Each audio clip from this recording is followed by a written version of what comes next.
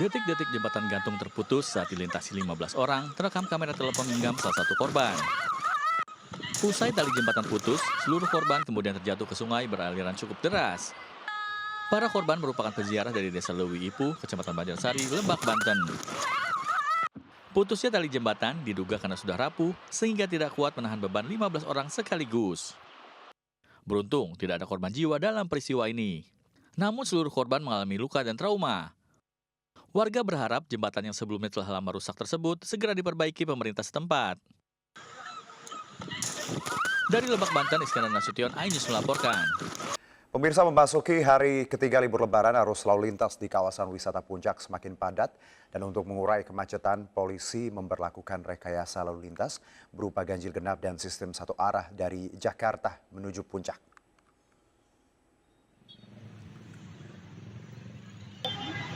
Arus lalu lintas di Simpang Gadok menuju kawasan wisata Puncak terpantau padat sejak pagi tadi.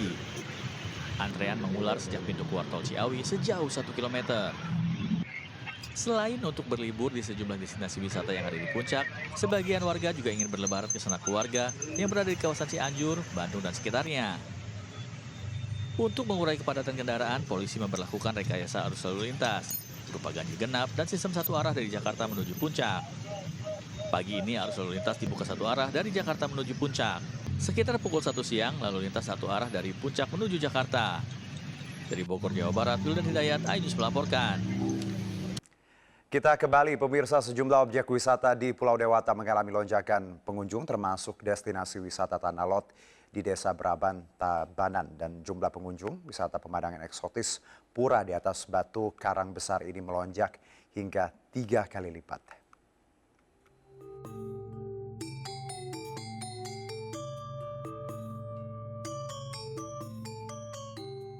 Ribuan wisatawan yang didominasi wisatawan domestik dari berbagai daerah di tanah air memadati lokasi wisata Tanah Lot di Desa Braban, Tabanan, Bali.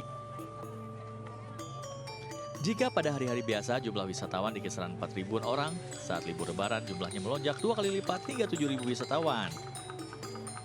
Pengelola tempat wisata menyebut kenaikan jumlah pengunjung diperkirakan berlangsung hingga 1 minggu ke depan. Domestik 3.000 sekian, kemudian ada asing 2.600. Jadi kalau sebelum lebaran itu masih belan dia antara 2.000-2.000. Kita 4.000 per hari. Di lokasi wisata ini, wisatawan dapat mengabadikan momen kebersamaan bersama keluarga atau orang terdekat dengan latar belakang pemandangan eksotis pura di atas batu karang besar. Jika air sedang surut, wisatawan dapat berjalan-jalan hingga bibir pantai dan menjelajah kawasan luar pura Tanah Lot. Saya kan tadi ke tanah air sucinya. Nah, terus tadi kayak diberkati gitu lah. Puncak kunjungan wisatawan diperkirakan terjadi pada Sabtu dan Minggu akhir pekan ini dengan jumlah kunjungan menembus 8.000 wisatawan. Dari Tabanan, Bali, Bagus Alit, iNews melaporkan.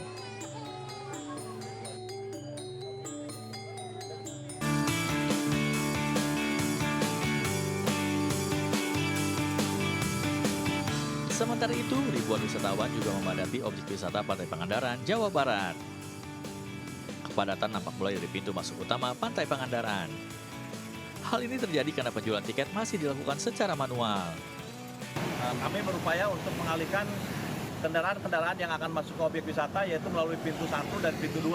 Nah, sementara pintu utama apabila padat, jadi kami alihkan baik ke pintu 1 dan pintu 2. Di kawasan Pantai Barat Pangandaran, wisatawan asik melakukan aktivitas berenang, bermain pasir pantai, atau menyewa perahu pesiar untuk ke Pantai Pasir Putih. Wisatawan memilih berlibur setelah lebaran untuk menghindari kepadatan. Cegah menghindari macet, kepadatan ya. Ya, hari kedua, ketiga sampai weekend macet. Diperkirakan pengunjung akan terus meningkat mengingat libur lebaran masih panjang.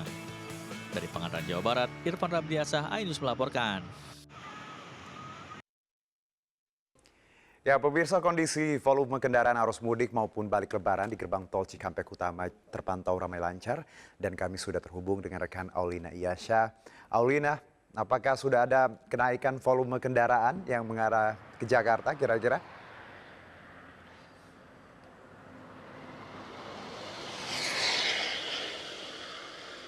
Aulina. Ya, Selamat pagi Juno dan juga pemirsa. Untuk pantauan arus mudik maupun arus balik di sekitar gerbang tol Cikatama ini masih terpantau ramai lancar sejak pagi tadi saya mengabarkan untuk Anda. Dan juga untuk mengenai data per pagi hari ini ada sekitar 2.000 kendaraan yang sudah keluar dari gerbang tol Cikatama menuju arah Jakarta, dan juga sebaliknya yang menuju arah Trans Jawa ada sekitar 5.000 kendaraan. Dan saya pun akan menunjukkan kepada Anda melalui drone saya di sini yang bisa Anda lihat bahwa untuk pantauan sampai hari ini, pagi ini maksud saya, masih terlihat ramai lancar. Bahkan untuk volume kendaraan pun masih mencapai di 2.000. Namun jika diakumulatifkan dengan tadi malam ada sekitar 30.000 kendaraan yang sudah keluar dari gerbang tol Cikatama menuju arah Jakarta. Jadi bisa disimpulkan bahwa untuk arus balik ini sudah akan mendekati puncaknya. Begitu, karena sudah banyaknya kendaraan yang memasuki, yang keluar maksud kami dari gerbang tol Cikatama menuju arah Jakarta. Jika ditarik ulur dari H-7 sampai dengan H+1 Lebaran, biasanya untuk kendaraan yang memasuki Jakarta ini hanya ada sekitar 10 sampai dengan 15.000 Jakarta. Namun untuk hari ini sudah terpantau ada 30 lebih ribu kendaraan yang sudah memasuki gerbang tol menuju arah Jakarta. Dan untuk sistem sendiri yang akan diberlakukan yakni ada 3, ada kontraflow dan juga one way dan untuk ganjil genap. Namun yang akan diberlakukan pada pukul 2 hari ini adalah ganjil genap terlebih dahulu. Untuk kontraflow sejak kemarin sudah diberlakukan dari kilometer 47 hingga 65. Diperkirakan untuk jumlah arus mudik tahun ini ada sekitar 1,8 juta pemudik yang akan memasuki Jakarta yang akan diperkirakan tanggal 14 April 2023 lalu. Kembali ke Juno. Baik, Aulina, terima kasih atas laporan Anda. Selamat bertugas kembali. Baik, kita lanjutkan. Pemirsa, ratusan kendaraan terjebak macet hingga berjam-jam di jalur mudik Lumajang Malang via jalur selatan akibat tebing di sisi jalan longsor dan menutup sebagian badan jalan. Selain mengakibatkan kemacetan panjang, sisa material longsor juga mengakibatkan jalan licin sehingga banyak pengendara yang tergelincir.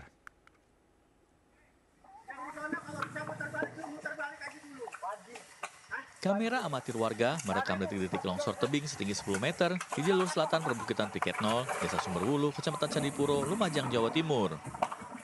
Material longsor menutup badan jalan penghubung Kabupaten Lumajang dengan Kabupaten Malang sehingga kendaraan sulit untuk melintas. Akibatnya, ratusan kendaraan terjebak macet hingga berjam-jam. Pengendara yang melintas pun harus bersabar, lantaran arus lalu lintas harus dilakukan dengan sistem buka tutup. 2 jaman, 2 jam, 3 jam. 2 jaman ya. Emang informasinya kenapa tadi Pak ada macet? Longsor ya. longsor Pak. Mulai dari kemarin jam 3 sore.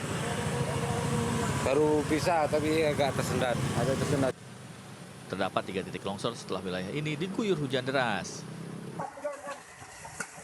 Dari Lumajang, Jawa Timur, Yayan Nugroho, iNews melaporkan. Kebakaran hebat terjadi di Batu Karut, Arjasari, Kabupaten Bandung. Sementara di Jalan Jenderal Sudirman, Tanah Abang, Jakarta Pusat, seorang pria ditemukan tewas di dalam lemari pendingin sebuah mobil pengangkut es krim. 2 informasi ini kami rangkum dalam Indonesia 24 jam.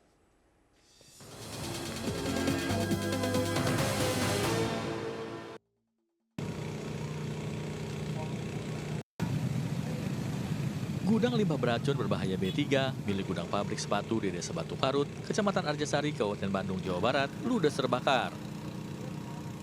Api yang membesar dengan cepatnya merembet ke komplek gudang dan menghanguskan 3 truk yang ada di dalam gudang. Kebakaran melanda Rumah Sakit Umum Daerah Dr. Yusuf SK, Kota Tarakan, Kalimantan Utara, Jumat dini hari. Insiden tersebut membuat panik seluruh pasien yang tengah dirawat hingga berhamburan ke halaman parkir rumah sakit. Menurut salah seorang pasien, titik kebakaran diduga berasal dari lantai 4 rumah sakit.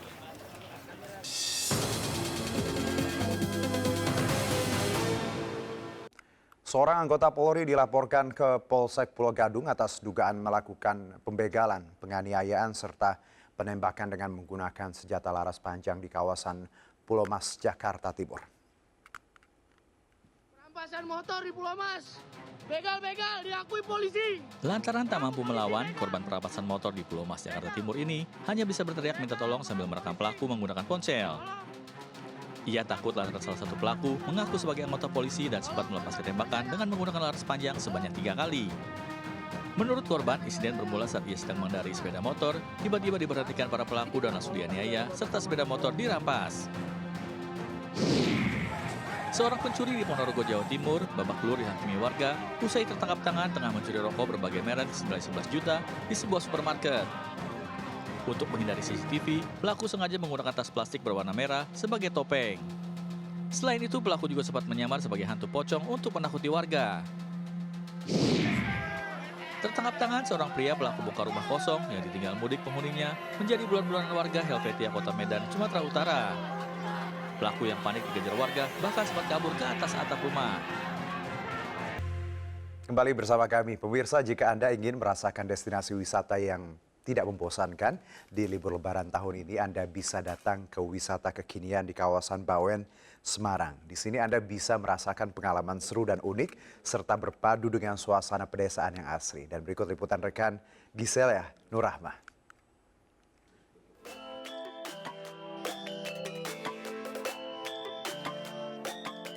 Dusun Semilir merupakan wisata kekinian populer yang berada di kaki Gunung Ungaran, Kabupaten Semarang, dan menawarkan panorama alam indah dan udara yang sejuk. Berkonsep one-stop destination, artinya pengunjung bisa menikmati berbagai hal dalam satu area wisata, seperti wahana bermain, spot foto, tempat kuliner, penginapan, hingga pusat perbelanjaan. Adapun jumlah wahana favorit pengunjung, salah satunya Perosotan Pelangi yang menghadirkan wahana perosotan terpanjang di Indonesia. Pemirsa, ini saya mau nyobain salah satu wahana favorit yang ada di Dusun Semilir ini. Ini tingginya ada 30 meter, panjangnya 110 meter kayaknya. Mas, boleh ayo kita langsung go? Boleh? Dan ya.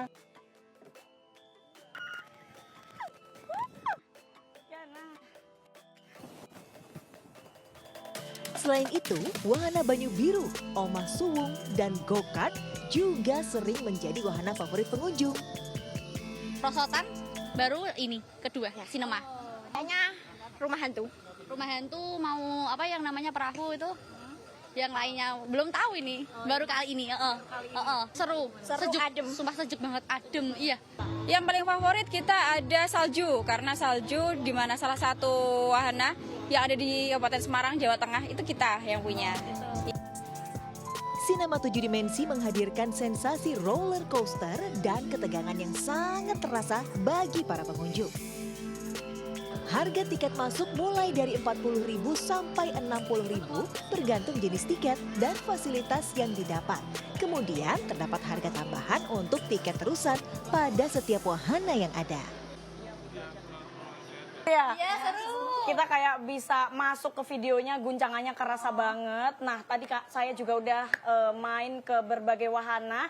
Jadi nih buat pemirsa yang mau mampir atau lagi jalan-jalan di Semarang, bisa langsung datang ke Dusun Semilir ini.